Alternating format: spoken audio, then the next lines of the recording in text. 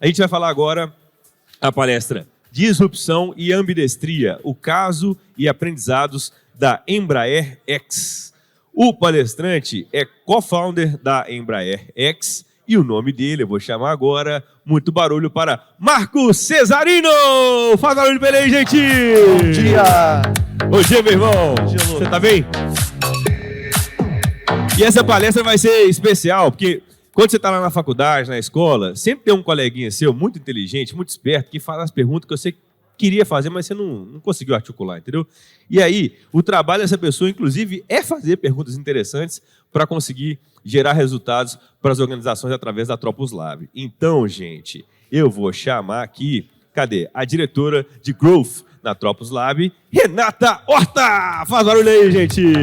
Ele vai falar uns trem aqui, e aí, mas no final ela vai encher de pergunta aqui, e a gente vai ter ainda mais coisa boa dessa mente brilhante aqui do Marco, viu, velho? Tamo junto, bom trabalho pra você aí, beijo. Obrigado. Estão me ouvindo? Alô, alô. Aqui. Bom dia, pessoal, tudo bem? Estão aproveitando aí o evento?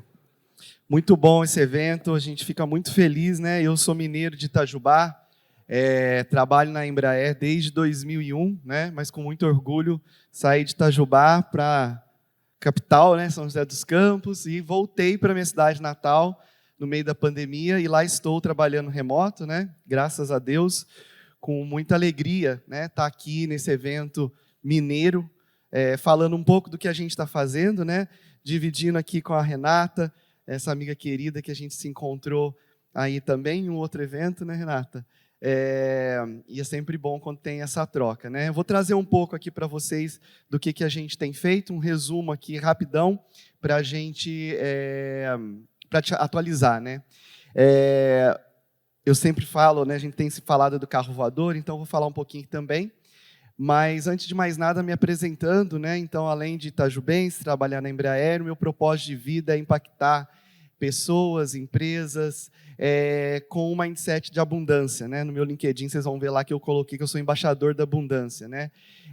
Realmente contribuir com esse mindset para a gente combater o mindset da escassez, né? Que eu acho que é muito importante para a gente conseguir criar coisas, usar criatividade, trabalhar o mindset da abundância. E na Embraer, né, a minha atribuição hoje foi realmente de trazer esse olhar de futuro, desenvolver negócios, por isso a gente criou a Embraer X, que eu vou falar um pouco para vocês, tá certo?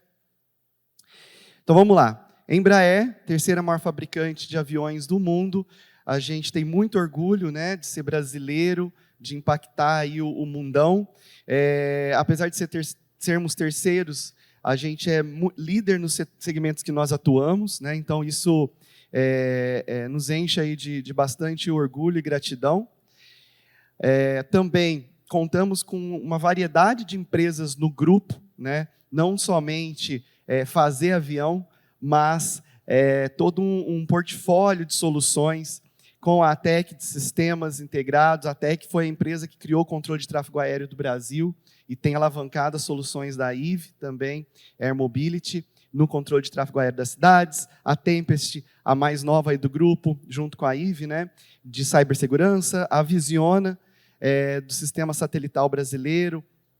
Então, isso tudo compõe o portfólio de competências da Embraer e, obviamente, a IVE, que é a mais nova, né, foi o nosso primeiro IPO da Embraer X, né, que nós aceleramos a IVE Air Mobility, a solução desde lá do começo, e hoje a IVE é uma empresa independente e está aí bombando de vender eVTOLs, que a gente vai falar.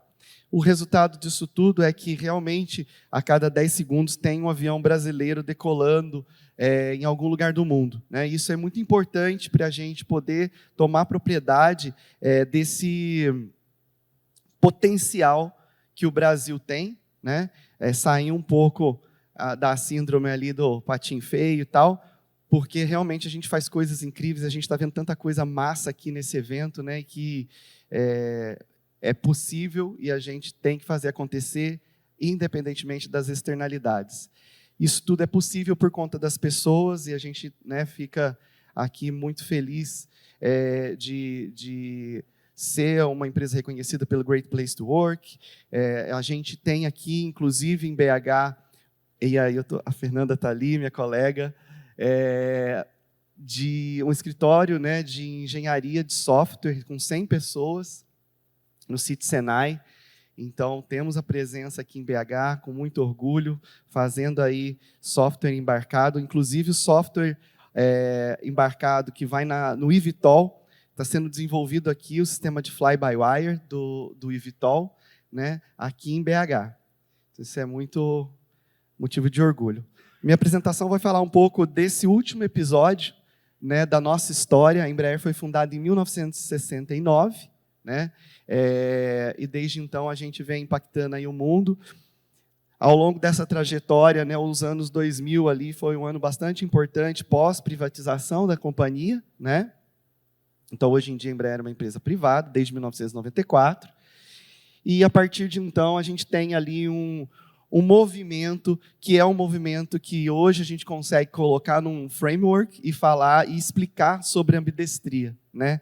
Então, esses últimos anos, né, essas últimas 2 décadas, elas foram marcadas por esse exercício de ir além do core business, né? Então, esse é um framework que a gente usa. Quem foi na minha palestra ontem, eu vou repetir aqui um pouquinho, mas trazendo aqui o panorama dos horizontes de inovação, né? Assim que a gente usa só para organizar a pauta da conversa interna, né? Porque quando a gente fala de ambidestria, o que é? Ao mesmo tempo que você trabalha a eficiência operacional, o core business, né, o resultado ali de qualidade, satisfação do cliente, daquilo que a gente já faz e já entrega, a gente também discute a pauta do novo, né? Do que vem depois, possivelmente um futuro core business, né? Muitas vezes de um mercado não desenvolvido ainda, né? Então, isso é ambidestria, né? A habilidade de escrever com as 2 mãos, dependendo da situação. E dentro do mundo dos negócios, se você não tem um framework, uma certa organização, a gente embanana toda a conversa, né? Você não consegue compartimentar a conversa. Por quê? Métrica, discussão, aprovação de Horizonte 3, que eu vou falar, né, que é onde a Embraer X entra, completamente diferente, pode ser completamente diferente das métricas do core business, né?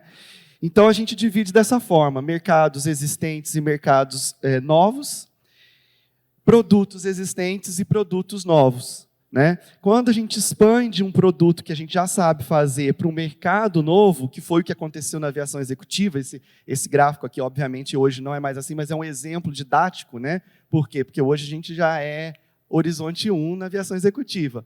Mas esse movimento, quando a gente lançou a aviação executiva em 2003, 2004, foi um transbordo para um mercado que a gente não sabia conversar, a gente não tinha entrada, e conversar com pessoas de alto poder aquisitivo, companhias que compram jatinhos, requer, né, uma estrutura comercial diferente e tal. Mas a gente estava muito firme naquilo que a gente sabia fazer, que é o produto avião. Então, a gente transbordou isso, Horizonte 2. Ou, então, o que a gente fez com as fragatas. O que significa isso? A Embraer já sabe, né, desde a sua fundação, a gente tem conversa com o mercado de defesa. Então, é um público que a gente sabe conversar, sabe responder licitação. Então, a gente tem desenvoltura nesse mercado. Aí a gente levou, então, as nossas competências de integração de sistemas complexos para um projeto, né? Ou seja, um produto novo para o mercado existente, né? Do que a gente já consegue. Quando a gente já consegue conversar. E quando a gente junta as 2 coisas, vira o Horizonte 3, e esse é o foco da Embraer X, tá? Então, no fundo, a gente trabalha esse olhar de futuro, criando futuros extraordinários. Eu coloquei, que eu falei ontem que eu ia colocar um negócio diferente aqui, isso daqui foi o diferente que eu coloquei, só para vocês entenderem o que a gente realmente acredita, né? A gente entende na Embraer X que existe um mar de competências no ecossistema, do qual a gente não domina, na Embraer X. Ao mesmo tempo que existe um conjunto de competências que nós somos muito bons. Integração de projetos complexos, por exemplo, né? Visão de sistemas. A Embraer é benchmark em desenvolver um avião do zero. A gente é o que tem o menor ciclo no mundo. Né? A gente consegue fazer esse desenvolvimento num ciclo muito curto. E a Embraer foi a que desenvolveu mais aviões diferentes na última década. Se não me engano, foram 20 diferentes aviões na última década. Tá? E variações, né, da família. Né? E, obviamente, a gente precisa de estar muito alinhado com o problema a ser resolvido. Então, a nossa missão na Embraer X é justamente ter empatia com o que está acontecendo no mundo, com o que acontece nas nossas vidas, para a gente achar a interseção desses três conjuntos. O que a gente alavanca através das competências Embraer, o que tem de competência no mercado e um problema real para resolver. Né? E a partir disso, só tangibilizando um exemplo aqui para vocês, o primeiro problema real que a gente mapeou é o problema relacionado ao valor do nosso tempo perdido no trânsito. Né? Juntamente com a questão da urgência da transição energética necessária em todos os segmentos, na aviação não é diferente. Né? A gente é responsável por 3% das emissões no mundo, e a gente entende e a gente precisa ter esse protagonismo. Nós juntamos essas duas coisas e pensamos, né? E se a gente fosse trazer um conceito da internet da mobilidade, trazendo um novo modal para transportar as pessoas em um voo compartilhado pelo céu, ao invés, né, como uma opção de modal competitiva para realmente tirar as pessoas do carro, né? E, então, ressignificar a mobilidade aérea urbana. E é isso que hoje a Eve Air Mobility, né, que nasceu listada na Bolsa de Nova York, valendo quase 3 bi, faz. Né? Faz o eVTOL, que é esse veículo de pouso e decolagem vertical. Vou passar um videozinho para vocês. For Eve, mobility is not just about routes, solutions, or infrastructure. It's about people.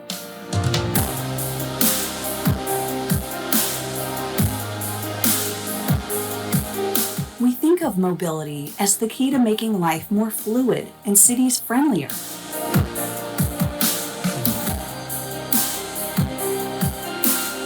We can reduce distances, but also increase the quality of time for everyone. All of this in a practical, accessible, and smart way.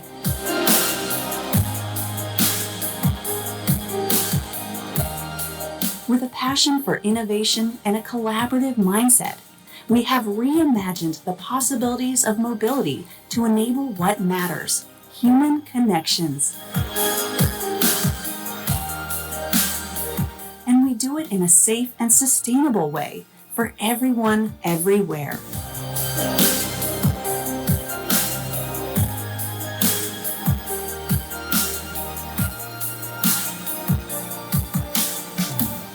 Eve, Mobility Reimagined. Então, pessoal, esse é um futuro que está nascendo, batendo na nossa porta aí, né? A gente é um mercado gigantesco, né, de mais de 500 trilhões de dólares em 2036. É um mundo de oportunidades, né, que surge, novos tipos de serviços, novos negócios, né? Então, para todo mundo que está aqui pensar, seja estudante, eu achei o máximo, né, o tanto de estudante que eu estou vendo aqui no evento, excelente. Pensar nesse futuro, né? É um futuro possível, que em 2026 é o primeiro voo do nosso eVTOL, que vai carregar 4 pessoas em um voo compartilhado, né, numa opção de modal competitiva com o Uber Black. Né? Obviamente que toda solução na entrada em serviço ela não tem ainda tanta competitividade de preço, né? Mas quando entra mais próximo de um regime, isso fica muito mais competitivo. E é assim que é o nosso target para resolver esse problema. Não é um veículo VIP, né? Não é um veículo para uma pessoa comprar e sair voando de eVTOL. É um voo compartilhado mesmo. Ele nasce 100% autônomo, mas vai ter um piloto, porque a gente precisa aprender ainda muita coisa. Né?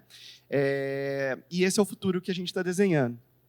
Então, vocês veem aqui a quantidade de rotas, pegando o case de São Paulo, né? No início e depois de 10 anos, é realmente um volume aí expressivo que vai dar um novo shape para as cidades, né? As cidades vão poder crescer para lugares que hoje a cidade não cresce. Então, isso tudo é o que está por vir com esse mundo da mobilidade aérea urbana. Então, a lógica que a gente usa não é uma lógica de distância. Todo mundo pergunta, Marco, mas qual que é a distância, né, que ele voa? É a lógica de tempo. Lembra, gente, que eu coloquei lá, quando a gente teve empatia com o ecossistema, identificamos o valor do tempo que as pessoas perdem no trânsito? É tempo. Então, a rota é para substituir 1 hora de congestionamento para 7 a 15 minutos de voo, tá? 100% elétrico no eVTOL. Tá certo?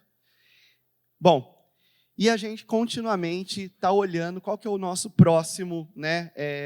Como que vai ser os nossos próximos 10 anos, né? Então, obviamente que a Embraer, ela tem um conjunto de direcionadores, a gente tem uma prática legal lá de verticais de inovação, trazendo aqui também, porque essa é a nossa tese de investimento, então startups, né, que tenham alguma solução em alguma desses verticais, falem comigo, fala com o nosso pessoal do CVC, eu faço a ponte, justamente para direcionar a aceleração desse futuro, né? A gente precisa criar esse futuro. Então, a gente fala aí do voo limpo, né? O zero emissão, é um desafio gigantesco que todas as indústrias têm, mas a nossa aqui tem um desafio maior por conta de todo o legado dos aviões que queimam, né, combustível fóssil.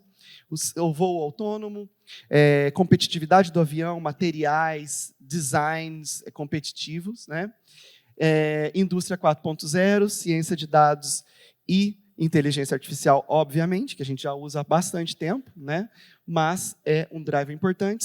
Cibersegurança, porque o avião se torna cada vez mais software, né? E experiência do passageiro ponta a ponta. Vou correr aqui para a gente conversar, Renata. Deixa eu passar aqui. Bom, por que ciência... Só um exemplo, né? Ciência de dados e inteligência artificial é importante, porque quando a gente vê a evolução da tecnologia e dos aviões, eles transmitem muito mais dados do que já foi a nossa primeira família de jatos, né? Então, se você pensar que só a Embraer já entregou 8.000 coisas que voam, né? E multiplicar pela quantidade de dados que esses aviões eles transmitem e geram, né? Isso é muito importante, olhando só o avião, né? Só que tem a operação, tem um outro mar de dados que é importante também. Então, a gente entende aí o avião como um hub de dados, né? E, a partir disso, a gente direciona as iniciativas, no caso do vertical de inteligência artificial, para eficiência, né? Então, a gente está ali continuamente melhorando. A gente teve um projeto incrível com uma das nossas investidas, que se chama Aquarela, para diminuição dos estoques. Então, foi um projeto super massa. Melhorar os nossos produtos e serviços atuais e viabilizar o futuro, né, do eVTOL, que precisa de muita inteligência e vai ser o Copilot real. Não é o Copilot da Microsoft, né? Então, a gente vê um caminho aí usando inteligência artificial, como eu falei, né? Otimização de estoque, manutenção, condition-based maintenance, né? Que a gente tem ali, que a gente avisa para o dono do avião que comprou o avião Embraer, quando que aquele avião vai quebrar, né? A gente consegue prever isso, e o Digital Copilot no futuro, né? E, obviamente, isso tudo precisa de ter uma intenção estratégica e um investimento, tanto em pesquisa, e a gente criou o Flymove com o ITA e com a FAPESP, para poder acelerar linhas de pesquisa em torno do que a gente precisa evoluir, e também criamos para dar vazão, né, nesse suprimento de mentes brilhantes orientado aos problemas que a gente precisa resolver, um programa de especialização em software, né, em parceria com a UFPE, para poder acelerar isso, né? Então, já comentei também aqui do trabalho brilhante que o nosso escritório, com a Fernanda e o pessoal da liderança aqui fazem, né? Hoje são 100 engenheiros de software aqui em BH. Então, também é um desafio contínuo, porque é um mata-mata, né, gente? Todo mundo que é engenheiro de software hoje, e a gente precisa de acelerar isso. Bom, enfim, isso tudo faz com que a gente possa estar nesse ecossistema colaborando, co-criando, né? E é um ecossistema muito vasto, com universidades e vários players, então a gente acredita nessa colaboração. E as nossas startups, né, que a gente tem aí no fundo de investimento, aqui é só um exemplo, né, dessa cocriação. Uma das formas de cocriar é essa, né, através dos investimentos que a gente faz. E, obviamente, né, tudo passa pela cultura, né, da transformação. A gente está aberto e vulnerável para poder entender que a gente pode mais, entender que tem coisas por fazer, né? Então, essa transformação contínua ali, para a gente conseguir evoluir, no caso da inteligência artificial, é sempre importante, né? O valor, né, vem também da otimização do que a gente já tem. Então, tem certeza que tem muitos dados aí em todas as empresas que a gente perguntar aqui, vocês vão poder falar. Então, foca no que vocês já têm, né? Não fica com esse FOMO aí da GenAI, não. Eu acho que tem que ser bastante pé no chão, né, Grigo, meu amigo Grigo aqui, não vai poder, meu mestre Grigo. Obrigado vocês estarem aqui, Rafa, Sérgio, todo mundo, Eduardo. E também ter métricas de realização desse valor, né? Entender o que é, qual que é a transformação de valor e medir isso é muito importante, tá? Pessoal, é isso. Dei um chá de cadeira na Renata aqui. Vamos conversar. Aqui são os meus contatos, tá bom? Vocês podem se conectar, mas a gente ainda vai ter um papo aqui de mais 10 minutinhos. Muito bom.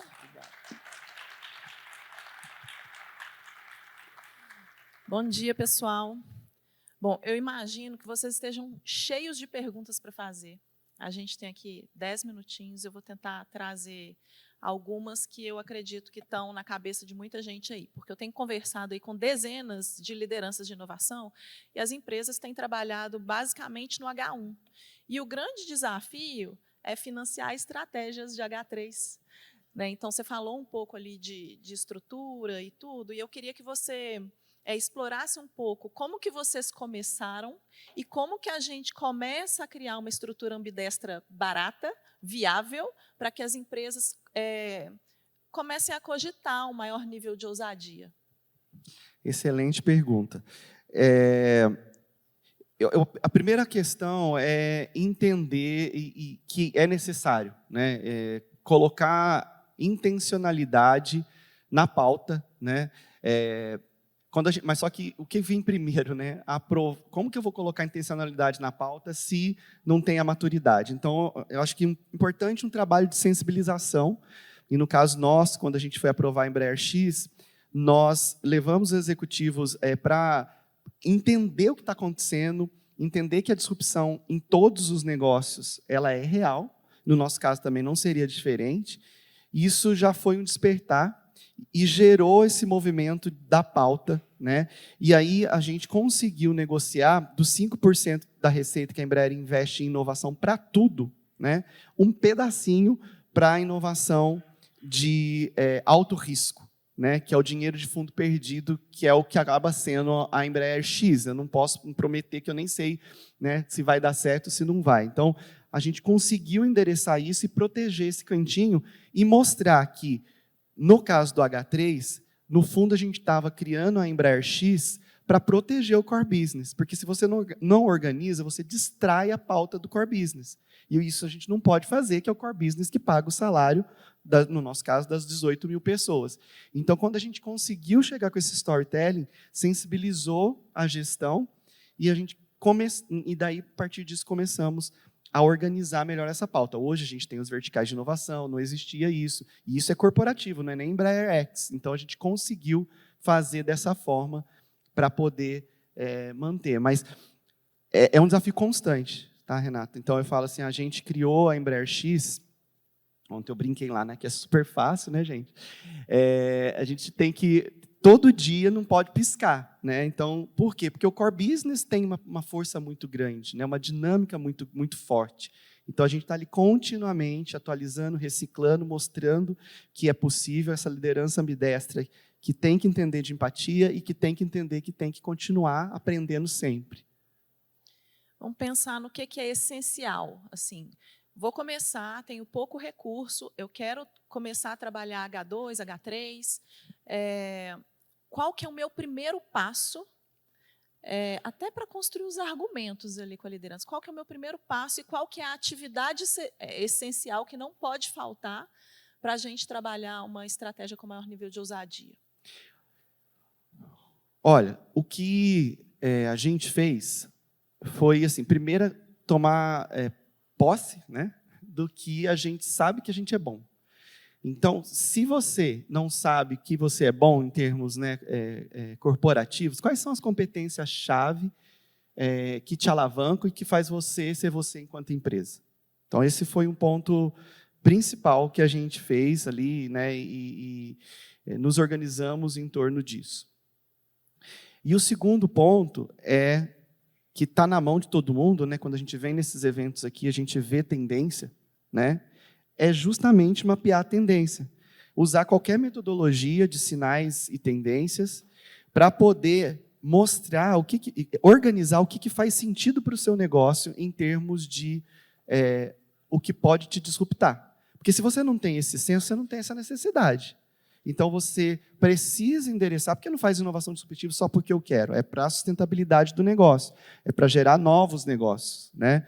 Então, é importante ter como segundo passo, entender quais são os sinais e tendências do que está acontecendo no seu mundo, né? Ontem a Rafa e o Grigo falaram que a cada minuto a gente pode ser disruptado, o mundo está sendo reinventado, e exatamente isso está acontecendo, né? Com o GenAI, a gente ali, o ChatGPT, amanhã pode deixar de existir, porque está uma velocidade tão grande de disrupção em cima de disrupção no mundo do GenAI, que é plenamente possível, não tem nada que segure, né?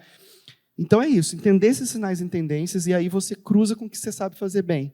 E a partir disso você começa a definir algumas hipóteses de pesquisa, né? O que é pesquisa? É mergulhar no seu ecossistema e entender o que e qual é o problema a ser resolvido. Então, acho que eu queria destacar na sua fala essa descrição do risco de não fazer nada. Porque essa é uma frase que a gente usa muito no ambiente de inovação. Tem o risco de não fazer nada, né? O maior receio que eu tinha era de não fazer nada. E aí a disrupção vem e acaba com o meu negócio. Então, organizar isso e mostrar para as lideranças da empresa o tamanho desse risco, às vezes mensurar esse risco, mostrar o que os concorrentes estão fazendo, ajuda também a empresa a se mover. E não fazer nada é uma decisão. Né? Também. Não pode ser uma negligência. Né? Pode ser uma escolha, que tem seus riscos. Né? Sim, e tem outros caminhos também. Né? A gente tem aqui na plateia times de inovação, certamente, né, muito interessados nessa jornada que você teve ali, que você estava num time de inovação mais tradicional e ajudou a criar essa estratégia. E a gente tem também lideranças que estão ali capazes de tomar essas decisões por sua empresa e falar assim, não, gente, a gente vai alocar recurso e vai construir estratégias mais ousadas. Eu queria que você fechasse passando uma mensagem para cada um deles de como começar e por que fazer. Aí você cutuca o embaixador da abundância, né? Primeiro ponto, gente, é acreditar que é possível, né? E acreditar que é possível e que não é possível fazer sozinho. Então, acho que esse é um ponto de direcionamento para tudo que eu faço e para tudo que eu causo, né, dentro da Embraer. Até pouco tempo atrás, até tirei que estava pegando mal. Né? Eu punha Troublemaker no meu LinkedIn. O meu papel era causar incômodo mesmo. Né? Então, eu acho que nós, de inovação, a gente tem essa missão, né? De pensar o novo em ação, né? Pensar o novo e colocar em ação, e pensar, e entender que é possível, e entender que a gente, como ser humano, a gente tem evoluindo, né, por questão de sobrevivência, desde que o mundo é mundo, e que não vai ser diferente daqui para frente. Né? Então, e para um bem maior, porque a gente nós já usamos todas as cartas possíveis e imagináveis em diferentes esferas, né? Seja do que a gente faz com o meio ambiente, seja do que a gente faz para a gente mesmo enquanto sociedade, e não tem mais espaço para isso, não tem mais espaço para não ter compaixão, não tem mais espaço para ficar alheio, né, ao que acontece com o nosso planeta, e a gente não tem um plano B. Então, eu acredito muito nisso, e a gente tem essa chave como inovadores, de colocar essa abundância em prática, né, acreditando que é possível. E por que é possível? Porque nada é feito sozinho, né? Eu sempre tenho algo primeiro para dar, né? E depois para reverter essa doação, né, para nós mesmos, para algo melhor, né, em termos de condições, em termos de soluções. E as organizações, elas são um conjunto de indivíduos, né? Então, ela não é uma entidade terceira, né? Ela depende de mim, ela depende de você, ela depende de cada um de nós aqui. Então, é isso que eu acredito e essa é a nossa missão, essa é a minha provocação, né, enquanto embaixador da abundância, de provocar esse pensamento para além e desse pensamento que é possível sim. E a gente consegue fazer, independente se a gente está no Brasil, se a gente está em qualquer lugar do mundo, porque não é sobre o que está fora, né? É sobre o que a gente é capaz de fazer. E se a gente olhar em volta, né, e ver todas as tecnologias que a gente vem criando, a gente entra em contato com uma coisa muito importante, que é a capacidade humana de gerar valor, de criar e de se divertir nesse processo, porque o que faz mal para a gente é não explorar nossas potencialidades. E eu vejo na inovação um ambiente muito favorável para a gente explorar nossas potencialidades e se desenvolver enquanto ser humano. Então, gente, é muito bom ouvir o Marcos. Então, a gente vai agradecer com uma salva de palmas enorme, porque é bastante inspirador. Obrigada. Obrigado, Renata. Muito obrigado. Foto na hora, foto.